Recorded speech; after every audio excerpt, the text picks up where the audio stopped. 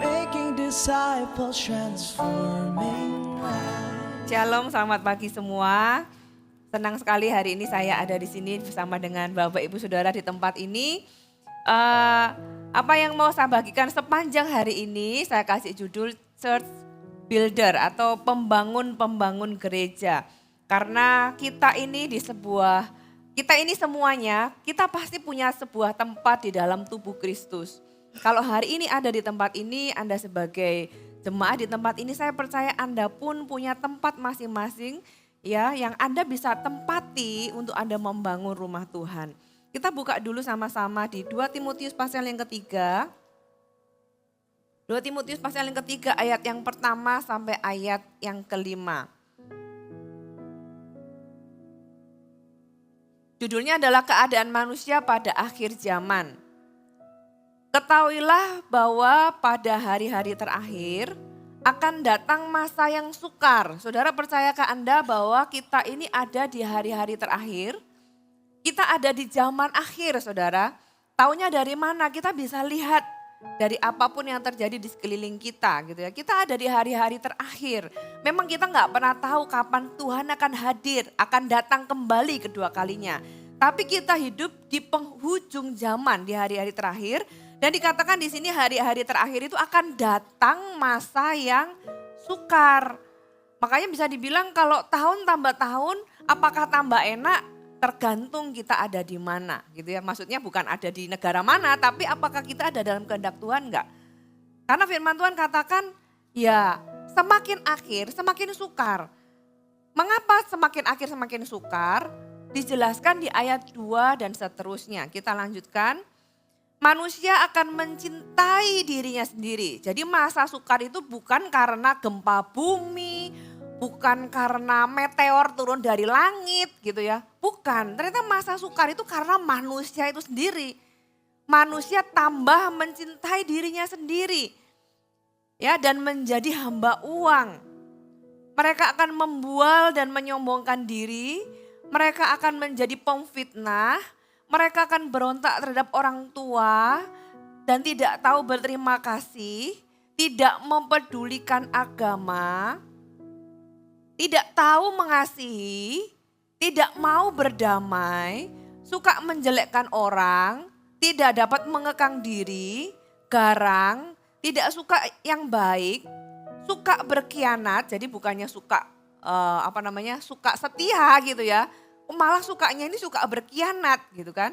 Tidak berpikir panjang, berlagak tahu, lebih menuruti hawa nafsu daripada menuruti Allah. Saudara tahu firman Tuhan ini dicatat ribuan tahun yang lalu. Ya. Dan mereka itu menyadari bahwa setelah Yesus naik ke surga, mereka hidup di zaman akhir. Nah, kita itu sudah di zaman yang lebih ujung lagi. Berarti sifat manusia itu tambah lama, tambah seperti yang disampaikan firman Tuhan ini. Ya kan? Ayat yang kelima, secara lahiriah mereka menjalankan ibadah mereka. Nah ini yang ngeri. Kalau kita ngomong manusia cinta diri sendiri, orang itu berlagak tahu, orang gak tahu terima kasih, orang itu gak peduli agama, oke lah, itu kan di luar sana. Ternyata enggak loh saudara. Ayat 5 berkata secara lahiriah mereka menjalankan ibadah mereka. Jadi mereka ada di mana? Mereka menjalankan ibadah. Mereka melakukan rutinitas atau aktivitas ibadah mereka. Itu yang ngeri gitu ya. Dari ayat ini saya pikir ayat 2 sampai ayat yang keempat itu gak masalah, itu terjadi di luar gitu kan. Oh ternyata ayat 5 ini yang membuat saya kaget gitu. Oh, ternyata mereka bukan di luar loh. Ya, perang dari perang saudara, perang keluarga, tawuran sampai perang negara itu ya alasannya karena ayat 2 sampai ayat yang keempat ini. Mereka nggak peduli, mereka mencintai diri sendiri, mereka hamba uang, mereka ini, mereka itu. Terjadilah masa sukar dan sebagainya, gitu ya, perang di sana sini ya karena manusianya tambah kayak gitu. Tapi yang menyedihkan adalah mereka itu ternyata menjalankan ibadah mereka. Tetapi pada hakikatnya mereka memungkiri kekuatannya. Jadi sebenarnya ibadah itu sendiri punya kekuatan. Kalau kita tahu bagaimana beribadah dengan benar, bagaimana kita bergereja dengan benar, di dalam ibadah Anda hari ini, tahukah Anda bahwa Anda nggak sekedar datang, duduk dengan firman Tuhan, terus Anda merasa sudah selesai aku menjalankan rutinitas atau menjalankan kewajibanku sebagai orang Kristen. No, Anda harus tahu bahwa di dalam ibadah itu Anda ada kekuatan atau ada kuasa yang Anda terima ketika Anda melakukan ibadah setiap hari Minggu. Ya, ibadah bukan cuma hari Minggu sebenarnya, di dalam CG pun disebut ibadah. Karena firman Tuhan di Ibrani ditulis, janganlah kamu menjauhi pertemuan-pertemuan. Pertemuannya enggak cuma sekali, pertemuan-pertemuan ibadah. Jadi bukan hanya sekedar hari Minggu Anda ke CG dan sebagainya, itu adalah ibadah. Nah, di dalam ibadah itu sendiri ada kekuatan, ada kuasa. Kalau kita ini tahu bergereja dengan benar, Anda akan mendapatkan manfaatnya. Anda akan mengalami perubahan hidup. Kekuatan dari ibadah adalah perubahan hidup. Kalau orang sudah beribadah bertahun-tahun dan gak berubah, nah Anda bisa bertanya-tanya. Ini orang ibadahnya ngapain aja gitu ya selama ini. Karena kalau orang itu beribadah dengan benar, punya mindset terhadap gereja dengan benar, dia beribadah pasti ada perubahan. Salah satu kekuatan dari ibadah adalah perubahan hidup. Firman Tuhan itu dikatakan berkuasa. Berkuasa untuk apa? Mengubahkan kita. Tahukah Anda bahwa kita nggak bisa ubah orang lain? Yang bisa mengubah adalah kuasa firman Tuhan yang bekerja di dalam diri kita. Kalau kita terbuka, hati kita benar. Dan firman Tuhan juga tulis jauhilah mereka itu. Ya, jangan menjauhi kanan kiri Anda ya. Karena kanan kiri Anda belum tentu yang 2-4 tadi. Yang dimaksud firman Tuhan ini bukan kita menjauhi saudara seiman kita, bukan. Tapi kita perlu waspada. Bahwa orang-orang yang ditulis seperti ayat 2, 3, dan 4 ini, kalau itu ada di sekeliling kita, ternyata sifat-sifat mereka itu bisa menular loh sama kita. Ya kan, kalau dikatakan jauhi itu bukan berarti kita itu kemudian gak berteman lagi, gak mau berinteraksi lagi. Itu kayak Anda ketemu sama orang yang mungkin keluarga Anda kalau sakit, Anda gak mungkin kan gak merawat atau menjauhi. Anda perlu memberikan batasan. Karena sifat-sifat yang demikian orang yang punya mindset yang salah, ke gereja beribadah tapi tidak mendapatkan kekuatan dari ibadah itu sendiri, memungkiri kekuatannya, mereka itu perlu sadar bahwa ada sesuatu yang perlu dibereskan dalam kehidupan mereka. Nah, hari ini apa yang saya mau sampaikan adalah kita semua harus punya mindset yang benar terhadap gereja. Setiap kita ini sebenarnya punya sifat alamiah mencintai diri sendiri, ya, karena kita adalah manusia berdosa, betul saudara? Paling gampang dilihat dari mana? Dari anak kecil. Anak kecil itu nggak perlu diajari, mereka itu sudah selfish pada dasarnya. Ya, kita nggak perlu ajarin mereka harus jadi orang yang selfish, nggak perlu. Malah yang kita perlu ajari adalah sharing, benar nggak? Ya kalau anak ada mainan gitu ya, pastilah ujungnya apa? Rebutan gitu kan. Berantem, it's mine, ini punya aku. Yang harus diajari malah sharing. Kenapa? Karena memang secara natural kita ini selfish gitu ya. Mencintai diri sendiri, fokus kepada diri sendiri. Nah, di dalam budaya kita, di dalam perusahaan, di dalam ya sekeliling kita lah. Quote yang seringkali ada adalah customer is the king. Karena mereka tahu bahwa manusia semakin mencintai dirinya sendiri, mereka perlu dilayani. Kalau kamu mau usahamu baik, lancar, berkembang, kamu harus bisa treat customer itu better, lebih baik. Semakin kamu bisa memberikan pelayanan lebih baik, kamu akan semakin dicari. Gitu ya. Kita pun demikian, kita sebagai customer kita mencari pelayanan yang terbaik. Anda datang ke sebuah restoran, gak cuma lihat makanannya, ya kan, bayangin makanannya enak, tapi kalau pegawainya ketus, pegawainya itu keluarnya lama, ya pelayanannya nggak bagus, walaupun makanannya enak, saya tanya Anda balik nggak? belum tentu Anda balik. Mungkin Anda cari tempat lain yang makanannya mirip, tapi pelayanannya lebih bagus. Karena pelayanan itu yang kita cari. Kalau pegawainya ketus, marah-marah gitu ya, Anda juga nggak merasa dihargai. Nah itu bisa menjadi kebiasaan kita, tidak ada yang salah dengan itu. Kita merasa aku sudah bayar kok, ya kan? Aku sudah bayar, aku merasa perlu atau merasa layak mendapatkan pelayanan yang seharusnya seperti sebanyak saya membayar kan gitu kan. Kalau kita beli makanan contohnya, Anda beli makanan, pernah nggak Anda beli sesuatu, Anda membayar mahal, di gambarnya kelihatannya besar yang datang kecil. Anda merasa nggak worth it gitu ya, Anda merasa ini nggak cocok, nih aku bayar dengan apa yang aku dapat nggak cocok.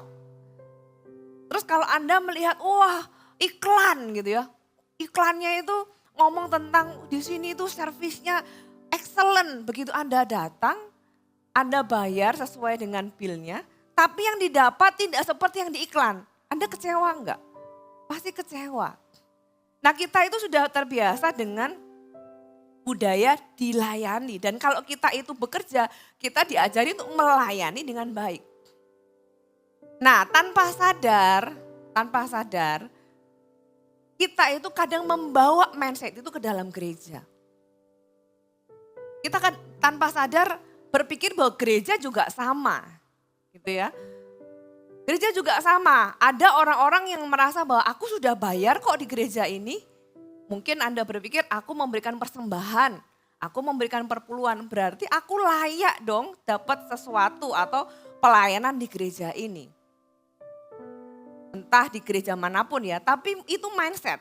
Ya bukan hanya orang tertentu, tapi itu mindset banyak orang yang saya mau luruskan pagi hari ini. Tanpa sadar kalau kita seperti itu, kita itu disebut sebagai church shopper atau shopping churches atau kita itu shopping gereja. Kalau kita shopping, ya kalau pernah Anda ini kan di mall ya, Anda cari baju.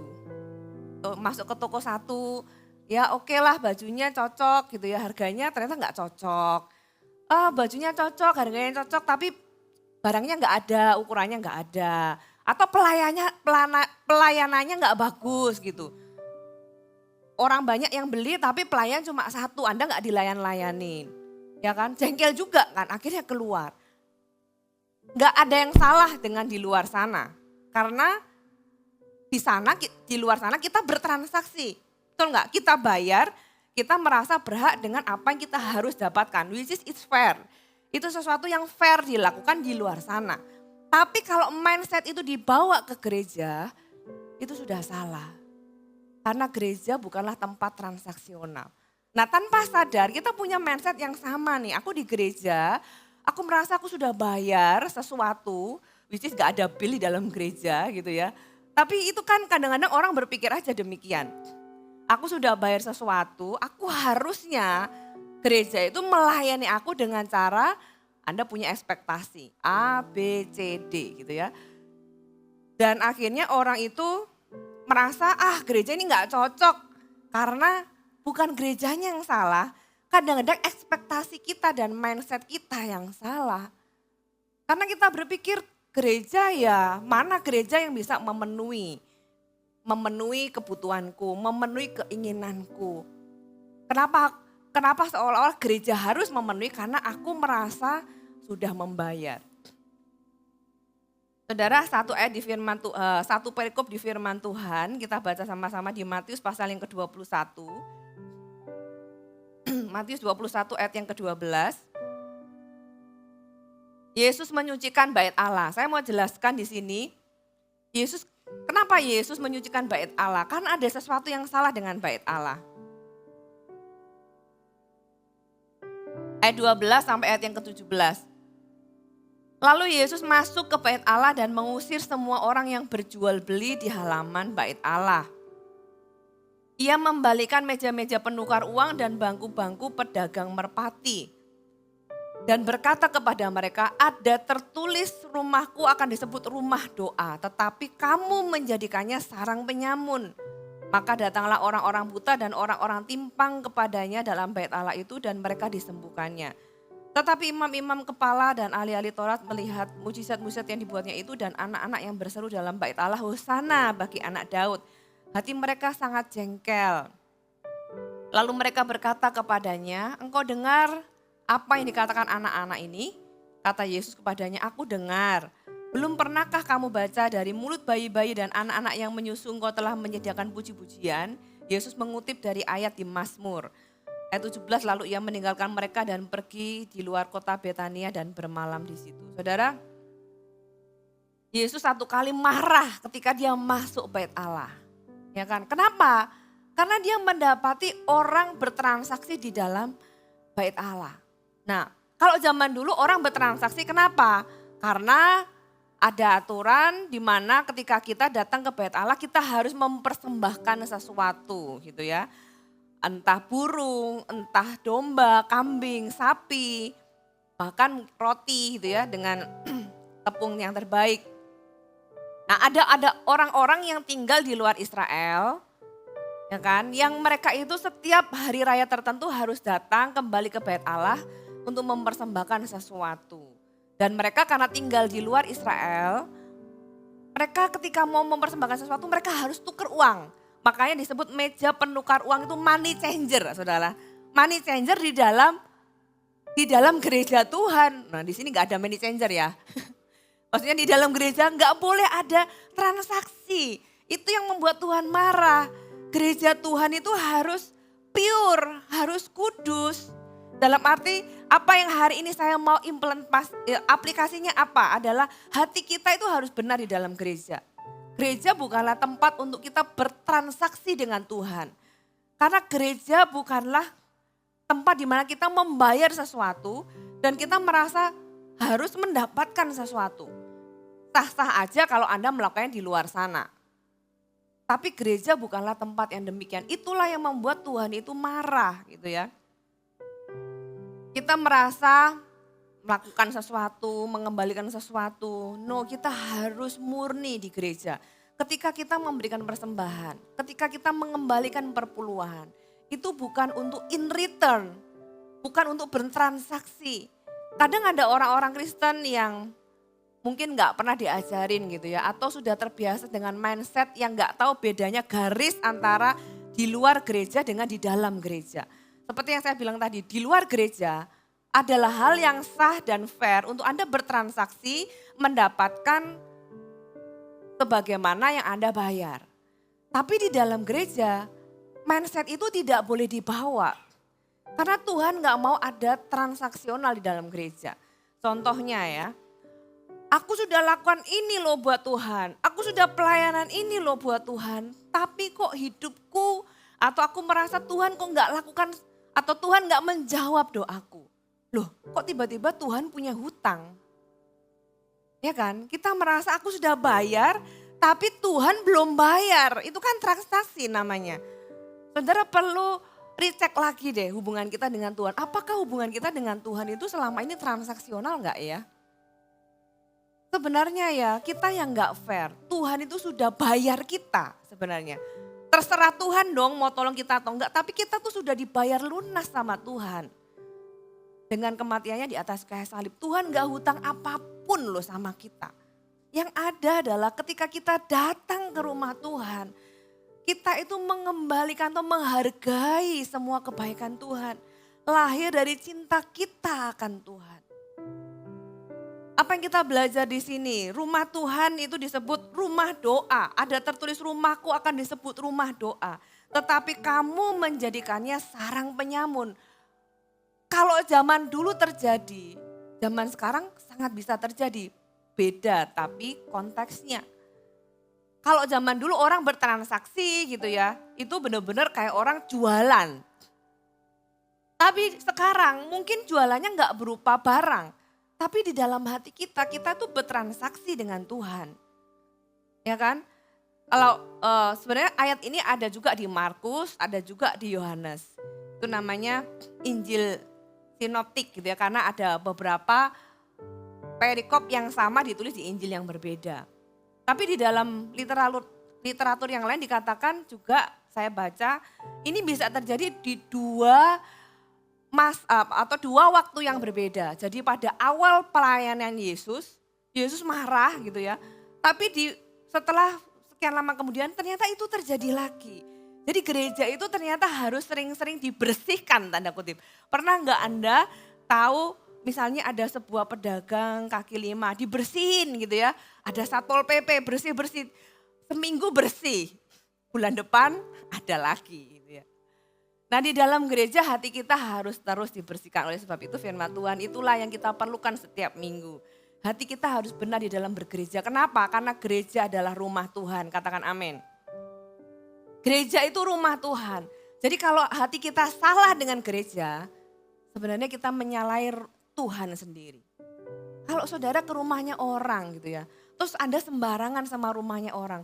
Yang Anda salah bukan rumah orang itu, tapi orang yang punya rumah itu. Makanya penting bagi saya sebagai gembala, saya rindu semua jemaat di gereja Mawar Saron di GMS punya hati yang benar ketika kita bergereja. Saya adalah sama dengan Anda di hadapan Tuhan, saya juga adalah jemaat Tuhan. Bedanya hanya hari ini saya ada di depan untuk menyampaikan firman Tuhan. Tapi kalau saya duduk di bawah, saya akan sama dengan Anda dan harus punya mindset yang benar terhadap gereja. Bagaimana saya harus bisa menghargai gereja sebagai rumah Tuhan. Nah, zaman dulu mereka berjual beli di halaman bait Allah dikatakan. Ya kan, ia membalikkan meja-meja penukar. Untuk yang satu ini Tuhan gak punya toleransi. Untuk yang satu ini Tuhan gak sekedar marah. Dia langsung membalikkan. Penayat bayangannya Tuhan Yesus itu kan baik ya kan, gambaran yang sering disampaikan. Terus gendong anak domba gitu kan. Wah kelihatannya gembala yang baik. Tapi kalau lihat dari cerita ini Tuhan itu marah. Marah itu benar-benar yang meja itu bukan cuma ngebrak meja. Tapi mejanya itu benar-benar dibalikkan. Nah kemarahan Yesus yang sedemikian rupa karena hal-hal sedemikian itu gak bisa ditoleransi. Tuhan gak mau rumah Tuhan itu disalahi. Tuhan gak mau orang itu mengambil keuntungan dari rumah Tuhan. Ya kan? Karena gara-gara ada peraturan orang harus mempersembahkan korban. Akhirnya para pedagang itu cari cuan. Cari cuan lewat apa? Yaitu mereka jualan. Lewat perjual beli supaya orang-orang dapat bisa mempersembahkan korban, dia dapat cuan. Saudara di gereja itu bukan tempat cari cuan. Amin. Di gereja itu enggak ada. Kita itu mau datang ke gereja karena mau mengambil keuntungan tertentu. Gereja itu adalah rumah doa, katakan rumah doa. Ya rumah di mana kita itu cari Tuhan. Tempat di mana kita itu mengekspresikan kasih kita kepada Tuhan. Tempat di mana kita itu enggak hitung-hitungan sama Tuhan. Tuhan sudah lakukan apa, aku sudah lakukan apa. Seolah-olah Tuhan itu punya hutang sama kita. Tuhan enggak punya hutang apapun sama Anda dan saya. Hati kita harus benar ketika kita datang ke rumah Tuhan. Kita datang bukan untuk dilayani seperti di luar sana. Di gereja kita datang untuk melayani. Amin. Kita melayani satu sama lain dan kita melayani dunia lewat kehidupan kita sebagai gereja Tuhan. Anda datang di sini jangan sekedar jadi jemaat yang datang, dengar and then ya sudah. Karena apa? Karena Tuhan memanggil Anda dan saya. Di rumah Tuhan, ini adalah tempat di mana Anda memberikan hidup Anda. Apa yang Anda punya hari ini lewat talenta, lewat waktu Anda, kekuatan Anda bisa salurkan dengan Anda melayani. Karena rumah Tuhan adalah tempat di mana kita memberi, bukan mencari sesuatu untuk mendapatkan sesuatu. Kalau Anda mencari sesuatu di gereja Tuhan, Anda akan pasti kecewa. Pasti kecewa karena gak ada gereja yang akan cocok sama Anda. Gak akan ada gereja yang memuaskan Anda. Gak akan ada gereja yang sempurna bagi Anda. Kenapa? Karena isinya adalah orang-orang yang gak sempurna. Seperti Anda dan saya yang gak sempurna. Jadi gak akan ada gereja yang akan bisa memuaskan apapun yang Anda mau. Tapi gereja itu bukan cari sesuatu yang apakah gereja ini cocok apa enggak cocok, sempurna apa enggak sempurna. Mungkin kita perlu refleksi, ekspektasi kita sudah benar enggak? Ternyata yang salah bukan gerejanya, tapi ekspektasinya dan mindsetnya terhadap gereja. Dan saudara, kalau Tuhan itu bisa membereskan gerejanya dari orang-orang yang bertransaksi tadi, coba lihat firman Tuhan katakan apa. Setelah diberesin semua, ayat 14, maka datanglah orang-orang buta, orang-orang timpang kepadanya dalam bait Allah itu dan mereka disembuhkannya. Saudara, kalau gereja itu bersih dari hal-hal yang demikian, mudah untuk Tuhan itu menyatakan mujizatnya. Kenapa? Karena rumah Tuhan adalah rumah di mana Tuhan itu menyatakan hadiratnya, menyatakan kuasanya, menyatakan kasihnya. That's the house of God. Itu adalah rumah Tuhan yang seharusnya. Dan untuk itu bisa terjadi, orang-orang harus datang dengan hati yang benar. Hati yang tahu bagaimana kita itu menghampiri Tuhan. Saudara, bagaimana kita menghampiri Tuhan itu it matters to God. Itu sangat berarti buat Tuhan. Nanti ibadah kedua saya akan juga bicara tentang apa yang kita lakukan untuk rumah Tuhan itu diperhitungkan sama Tuhan. Sangat diperhitungkan sama Tuhan. Tapi kita mulai dulu dengan hati kita. Hati kita mesti benar ketika kita bergereja. Kita datang ke gereja bukan hanya sekedar ingin mendapatkan firman, ya kan, mendapatkan kekuatan yang baru, mendapatkan ya kan all about me, I wanna get encouragement, I wanna get refreshment gitu ya. Aku mendapatkan pembaharuan gitu kan, mendapatkan kekuatan yang baru. Pertanyaannya harusnya adalah what can I do? Apa yang aku bisa lakukan, bukan what can I get. Bukan apa yang aku bisa dapatkan dari gereja, tapi apa yang aku bisa lakukan untuk Tuhan di gereja ini di mana Anda beribadah dan berjemaat. Kalau mindsetnya berubah, cara pandang Anda akan berubah. Cara Anda bergereja juga akan berubah. Dan itu akan mempengaruhi yang pertama-tama bukan gereja.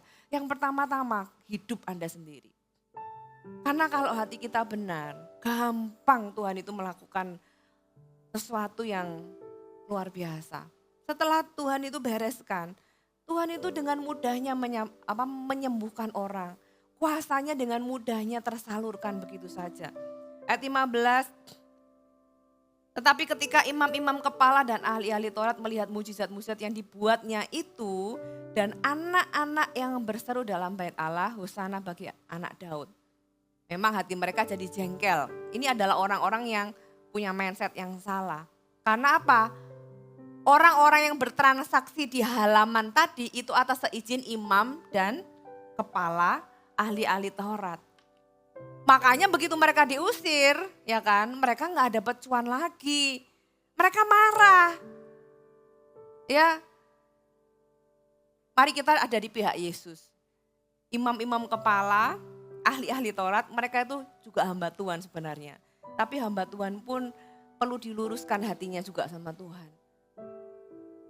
Tuhan kasih tahu, di gereja kita harus punya mindset yang benar, kita harus tahu bergereja dengan benar. Nah ketika kita itu punya mindset yang benar, yang pertama tadi Tuhan bisa menyalurkan kuasanya. Nah ayat yang ke-15 ini menjelaskan bagaimana di gereja Tuhan adalah tempat kita tuh bisa melayani bersama keluarga kita. Makanya disebut anak-anak. Anak-anak itu memuji Tuhan. Orang datang bersama keluarganya. Ya, bayangkan ya saudara, bayangkan skenario ini yang ada di ayat-ayat ini. Saudara bawa anak-anak Anda ke rumah Tuhan dan melihat, oh ternyata rumah Tuhan boleh ya kayak gitu. Oh di rumah Tuhan itu bisa ya bertransaksi. Itu akan dari keturunan demi keturunan akan punya mindset yang salah. Mereka nggak datang untuk memuji, tapi mereka fokus untuk ya penting pokoknya aku mempersembahkan persembahan dan ada orang yang ternyata mengambil keuntungan dari hal-hal yang demikian. Saudara, rumah Tuhan harus jadi rumah doa. Rumah Tuhan adalah rumah di mana Tuhan menyatakan hadirat dan kuasanya. Rumah Tuhan adalah tempat di mana kita melayani bersama dengan keluarga. Anak-anak berseru dalam bait Allah. Saya senang sekali Hari ini Eagle Kids kita berkembang, saudara. Dan pelayanan pun dibuka untuk anak-anak. Saya rindu dari anak-anak mereka belajar melayani. Belajar dari pengalaman masa lalu yang kita tahu di masa-masa tertentu anak-anak itu bisa hilang, tanda kutip ya. Ya, pernah nggak Anda merasa anak-anak waktu kecil itu gampang nurut gitu ya, ikut Eagle Kids, ikut sekolah minggu. Tiba-tiba di usia tertentu itu nggak mau ke gereja lagi. Diomongin susah, ketemu sama temen pokoknya perginya sama temen, nggak mau ke gereja lagi. Kita belajar bahwa kita mengevaluasi diri. Anak-anak itu datang ke gereja karena mereka cuma sekedar datang nyanyi-nyanyi happy pulang. Mereka nggak tahu yang namanya melayani Tuhan, mereka nggak tahu yang namanya bagaimana mereka itu terlibat sebagai orang-orang yang bisa membangun rumah Tuhan. Ternyata Tuhan itu bisa pakai anak-anak loh Bapak Ibu. Tuhan bisa pakai anak-anak. Kita belajar ketika anak-anak itu dari usia yang paling dini mereka melayani Tuhan. Itulah yang akan menjaga mereka melewati masa-masa turbulence. Turbulence ketika mereka puber gitu ya, hormonal yang bergejolak. Mereka aja pusing kok sama diri mereka sendiri, kita harus jagain mereka. Nah, kalau mereka itu nggak pernah diajari melayani, ketika mereka turbulence, ada banyak daya tarik di luar itu yang mencoba menarik mereka. Tapi kalau sudah menjadi habit mereka itu memuji Tuhan, melayani sejak dini, ya, ketika mereka mengalami masa-masa turbulence demikian, anak-anak itu akan tetap stay di gereja. Ketika mereka remaja, ketika mereka kuliah, kita sudah bentuk jalannya, jalan hidupnya. Karena apa? Karena pikiran kita itu seperti jalan yang dibuat roda. Pernahkah Anda ke sebuah tempat yang kalau jalannya itu ke situ terus gitu ya, itu sudah ada kayak bekas jejaknya. Jadi kalau Anda taruh roda di situ, tanpa didorong, roda itu sudah tahu jalannya. Nah, kita harus buat pattern untuk mereka. Sehingga ketika mereka dewasa, mereka itu tahu jalan mana yang mereka lalui. Kalau Anda misalnya pergi ke sebuah tempat yang terus menerus gitu ya, ke kantor nih jalannya belok kiri. Satu kali Anda tuh harus belok kanan karena mau ke tempat yang lain. Tapi karena Anda ngelamun, Anda pasti belok kiri ya kan. Kenapa? Karena kita udah biasa ke sini. Itu pattern otaknya manusia. Nah kita harus latih sejak dini. Rumah Tuhan adalah rumah di mana mulai dari anak-anak. Nah kalau anak-anak datang sama siapa? Ya sama keluarganya. Oleh sebab itu rumah Tuhan, gereja Tuhan haruslah jadi tempat di mana kita itu melayani bersama-sama dengan keluarga. Oke, apa yang kita belajar? Apa yang kita belajar sepanjang firman Tuhan tadi dari ayat-ayat yang di atas? Orang-orang yang hatinya salah gitu ya, Tuhan itu akan bereskan. Enggak dibuang, dimarahi mungkin iya, supaya kita punya hati yang benar ketika kita bergereja. Ingat, kalau kita salah di dalam bergereja, kita tidak menyalahi siapapun, kita menyalahi Tuhan sendiri yang punya rumah. Karena ini dikatakan ini adalah rumah Tuhan. Itu termasuk para hamba Tuhan, tanpa kecuali di tempat ini, termasuk saya. Jadi saya harus memastikan bahwa ketika saya itu bergereja, saya harus punya hati yang benar. Saya datang ke sini tidak untuk mendapatkan ini, mendapatkan itu, mengalami ini, tapi yang pertama-tama adalah aku mau hampiri Tuhan. Ya, apa yang saya bisa lakukan untuk Tuhan lewat gereja ini. Karena Tuhan kasih kita kesehatan, itu bukan sekedar kita bisa hidup enak. Kita dikasih kekuatan sama Tuhan, itu supaya kita bisa melayani Tuhan, katakan amin. Anda dikasih kekuatan sama Tuhan, itu bukan sekedar supaya Anda bisa kerja cari uang. Itu satu hal, yes. Tapi bukan cuma itu. Anda dikasih kekuatan, kesehatan sama Tuhan. Sampai hari ini Anda ada datang ke tempat ini. Karena Tuhan mau Anda terlibat menjadi pembangun-pembangun rumah Tuhan. Tidak menjadi orang-orang yang berjualan, bertransaksi di dalam gereja. Tapi menjadi orang-orang yang mencintai rumah Tuhan di ayat yang lain. Ya di ayat yang lain di Yohanes pasal yang kedua. Ya perikop yang sama sebenarnya tentang cerita dari Tuhan Yesus membersihkan bait Allah. Yohanes pasal yang kedua, Yesus menyucikan bait Allah. Ketika hari raya Paskah orang Yahudi sudah dekat, Yesus berangkat ke Yerusalem. Dalam bait suci didapatinya pedagang-pedagang lembu, kambing domba dan merpati dan penukar-penukar uang duduk di situ. Ia membuat cambuk dari tali lalu mengusir mereka semua dari bait suci dengan semua kambing domba dan lembu mereka. Uang penukar-penukar dihamburkannya ke tanah dan meja-mejanya dibalikkannya. Ini kalau di filmin luar biasa ini sebenarnya, scene-nya itu epic ini ya. Kepada pedagang-pedagang merpati ia berkata, ambil semuanya ini dari sini, jangan kamu membuat rumah Bapakku menjadi tempat berjualan. Maka teringatlah murid-muridnya bahwa ada tertulis, cinta akan rumahmu menghanguskan aku. Sudah tahu ayat ini dari mana? Ayat ini ada di Mazmur. Hati yang sama yang ada di Daud. Hati ini loh yang membuat api biru di tenda bait suci itu tetap menyala. Hati yang sama ini loh yang datang sama Tuhan berkata, Tuhan boleh enggak aku bangun rumah Tuhan? Boleh enggak aku ini bikin bait Allah yang super megah? Itu Daud.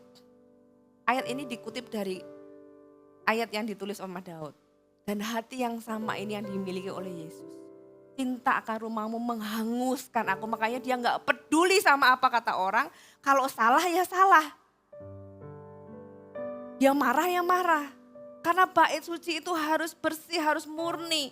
Orang datang kepada Tuhan dengan membawa persembahan dengan hati yang murni. Saudara, itu hati Tuhan.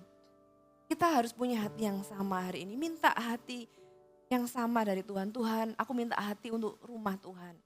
Biar cinta akan rumah Tuhan itu menghanguskan aku sehingga dengan seluruh hidupku, aku ini berkata, Tuhan, what can I do? Apa yang aku bisa lakukan untuk rumah Tuhan?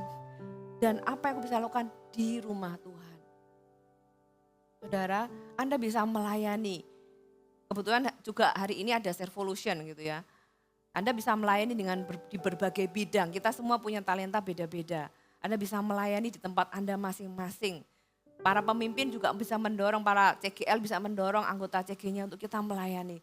Supaya enggak ada orang di tempat ini itu yang cuma sekedar datang dan pulang. Anda ada di tempat ini untuk Anda terlibat lebih lagi.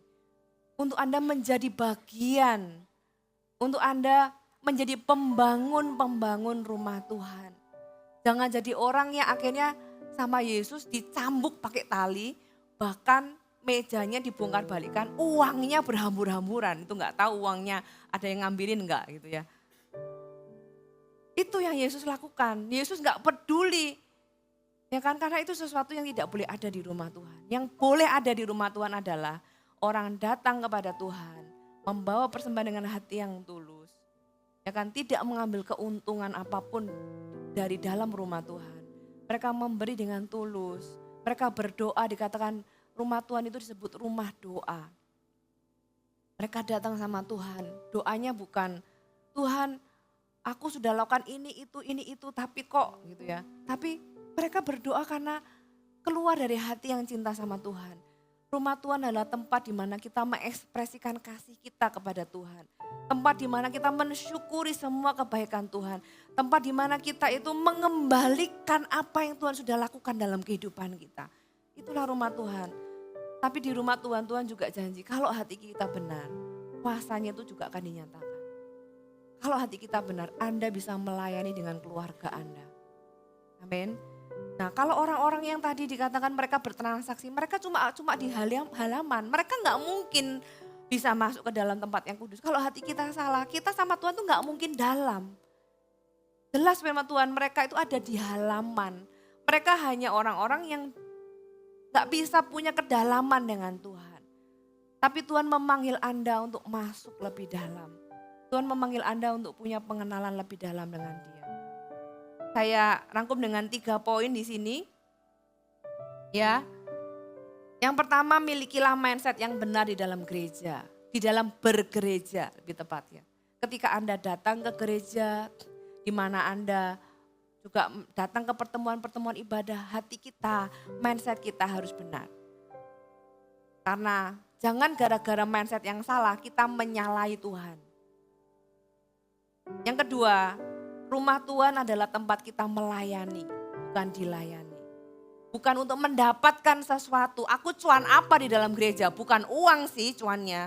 Tapi apa? Aku bayar segini, aku dapat lebih banyak, itu kan cuan. Orang kalau bisnis kan gitu. Ya kan? Aku modal berapa, aku jual berapa, dapat cuan. Bener enggak? Jangan kita di dalam gereja kayak gitu. Apa yang aku bisa dapat? Nah kalau enggak dapat sebanyak yang seharusnya, kita merasa bocuan ini.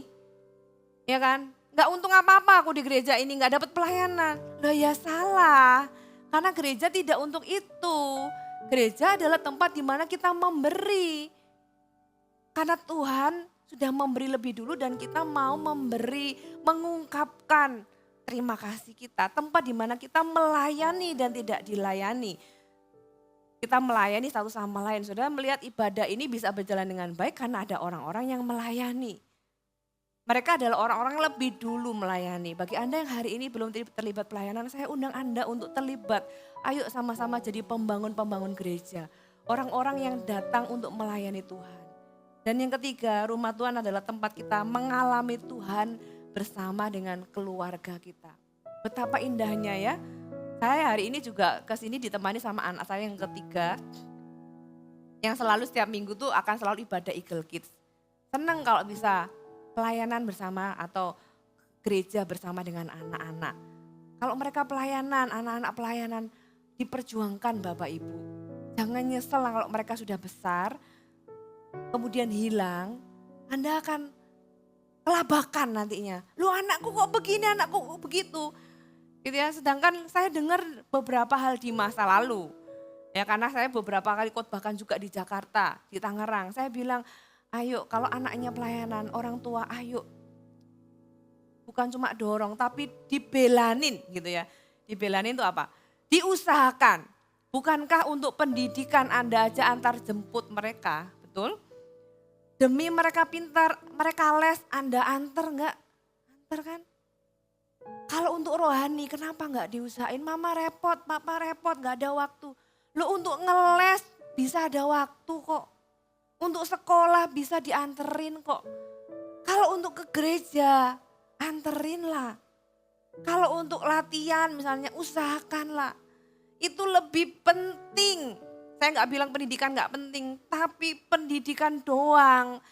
Tanpa kerohanian, mau jadi apa mereka? Investasi yang terbaik adalah ketika Anda menginvestasikan kerohanian di dalam kerohanian anak-anak Anda. Waktu Anda, ya kan, energi Anda. Berikan prioritas itu lebih tinggi daripada pendidikan. Tidak menurunkan prioritas pendidikan, apa yang Anda lakukan untuk pendidikan mereka, saya percaya Anda pasti usahakan yang terbaik. Kita sama-sama orang tua, saya tahu kita punya hati kepengen kasih yang terbaik. Tapi jangan sampai kerohanian itu di bawah sekali. Usahakan kerohanian itu bahkan lebih prioritas daripada pendidikan mereka.